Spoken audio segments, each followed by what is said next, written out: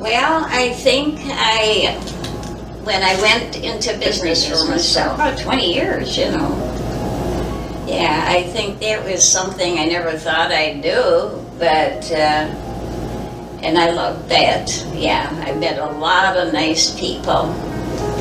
I had 2 customers out of 20 years that, well, they gave me a little problem. But otherwise, all the other ones, and I met a lot of nice people being in business.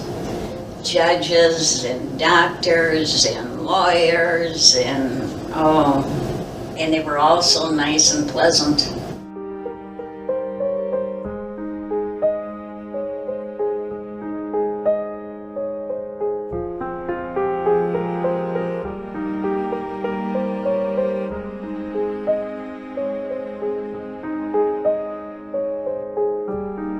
And after my mother died, I had my dad living with me, and my brother wanted me to come and live in Reno.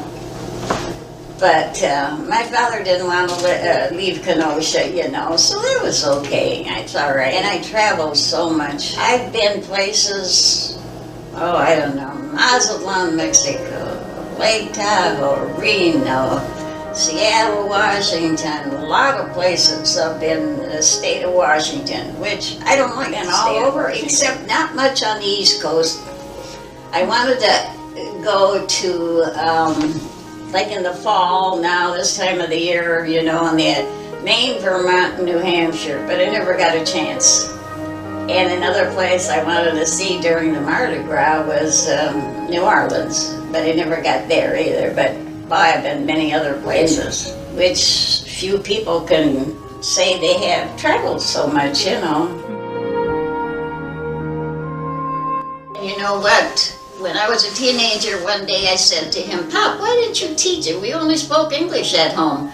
And the thing is, see, my mother came here when she was young, and she went to school here, but she knew Polish. And then when she met my dad here, had a dance. She taught him English, but see, they conversed in Polish because she knew Polish, even though she was here many years. And but anyway, what was I going to say now? I got my train of thought someplace else. So then I said one day to him, "Pop, how come you didn't teach us a language?" He says, "Oh boy, I came to this country to be an American. Isn't that something? I wish more people thought of our country like that." And the only time they spoke Bohemian was with some of my aunts. My dad's sisters would come and visit. He had 2 sisters in Gary, one in Chicago.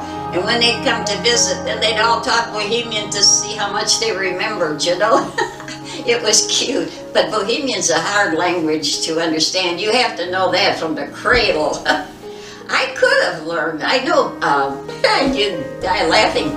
We were raised in an Italian neighborhood, and of course I understand a lot of Italian, and I could used to converse a little bit because, well, my girlfriends were almost all Italian, and one Polish. Roscoe's were Polish. They lived down the end of the block there.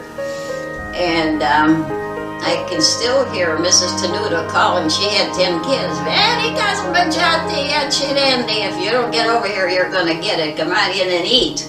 Come on home and eat. But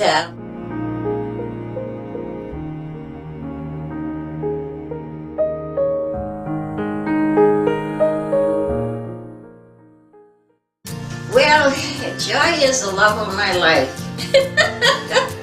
She wishes she had more time to visit with me now, but being in business, I understand, because I was in business, for 20 years or so, and you work for the public, that's your, but she was a bright youngster, full of the dickens, and when I was taking care of her sometimes and she'd be sleeping over, I got the biggest kick out of her sleeping in bed with me, you know, because after we said our Father, you know, then she, oh, come on, tell me a story, Grandma. Oh, I used to make up all kinds of stuff, you know, and she was little, 3, 4 years old. She didn't know the difference, and she asked me a million questions. And then as she got older, even as a teenager, I was surprised she didn't go into something like this. You should see how she would draw figures with clothes on, ladies.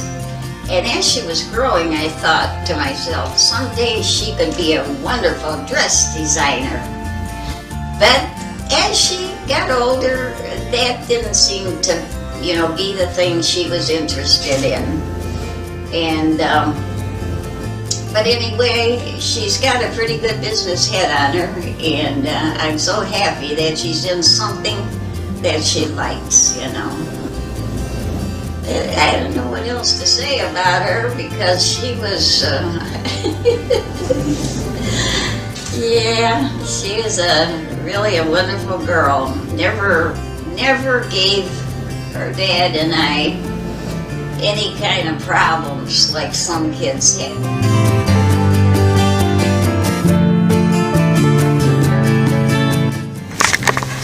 Oh, I think family is the most wonderful thing.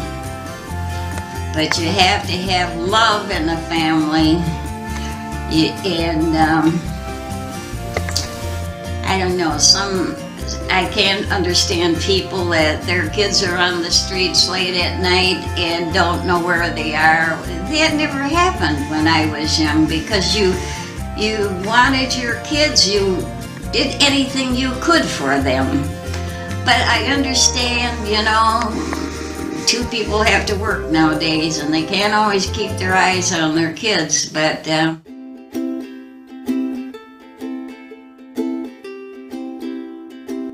oh, Puget Sound, yeah.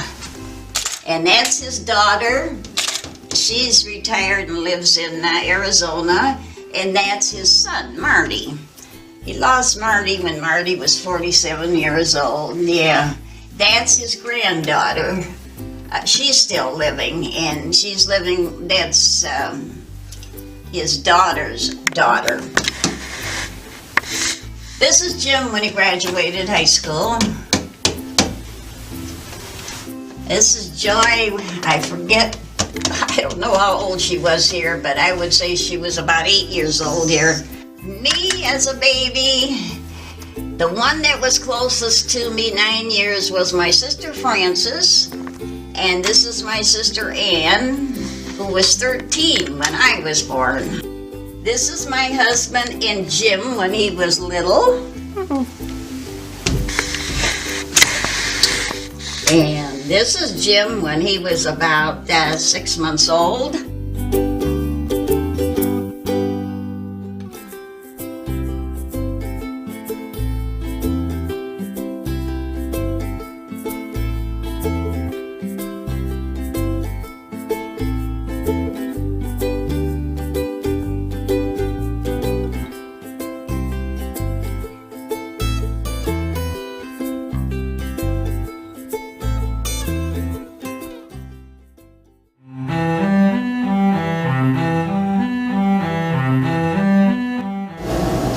As a teenager, and I used to do that all the time, and swim across the harbor where they got the condos now, and then that was a long pier, and we lay there, and then we swim back again across the harbor. Nice. Yep, I loved it, and my girlfriends and I, you know, and I don't know, and of course I loved to dance, and when I was young, and we used to have a lot of big bands come here. Wayne King, I danced when he came here, I danced there, you know.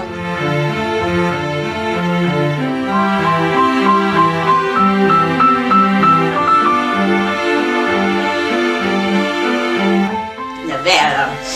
And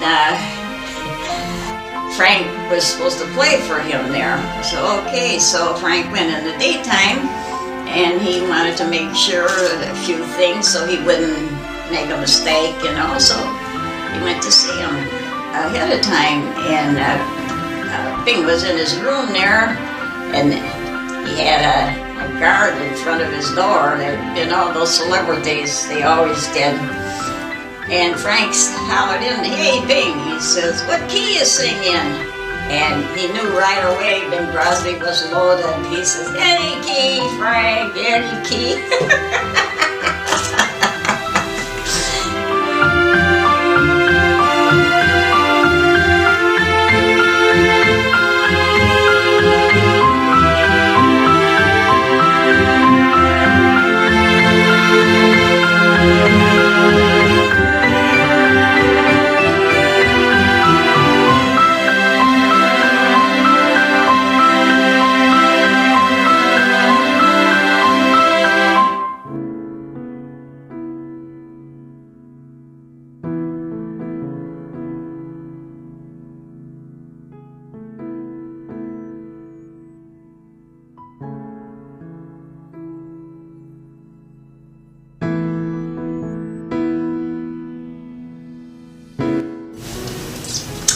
A lot of people would be happy to have half of what I had. Yeah. I had ups and downs too, but nothing compared to, like when Frank played at Lake Tahoe, he played at the Cal Neva. That was owned by Frank Sinatra. Now half of it was in California side and the other half in Nevada. Cal Neva. So he played, of course, in the Nevada side. He was living in Reno at that time. And we went up there. I went up there. My sister-in-law was still living at the time, and she took me up when I was visiting them. And, of course, we spent money gambling a little bit, and we watched the entertainment and everything. You know, it was really nice. Like I said, how many people can have a chance like that, see? No, I really say I've been so blessed. And I had my loving son and my loving granddaughter and all these other 5 grandchildren as step-grandkids.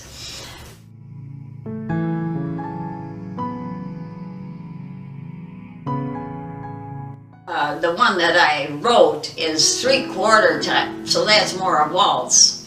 I'm away from the world when I'm away from you. For you were the world to me.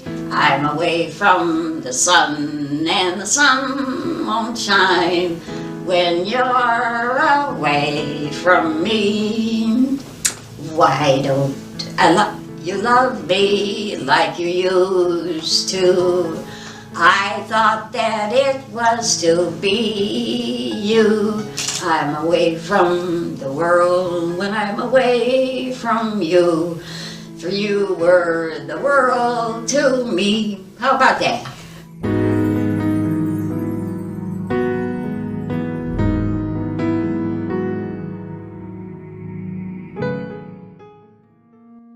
As long as God doesn't take my eyes or my hands, I'm happy. Because to me, that's my most important part of your body. It is mine anyway. I don't know if you know this song. See, in my mind, I can picture this. Just because you think you're so, pretty, just because you think you're so hot, just because you think you got something that nobody else has got. That whole... It's like, the time that they had the flapper. Now I can picture this little orchestra when the people are dancing, and the guy is singing this, but a girl comes out wearing the flapper stuff they used to wear, the short skirts and all that, and he's singing to her, and the people are dancing, see.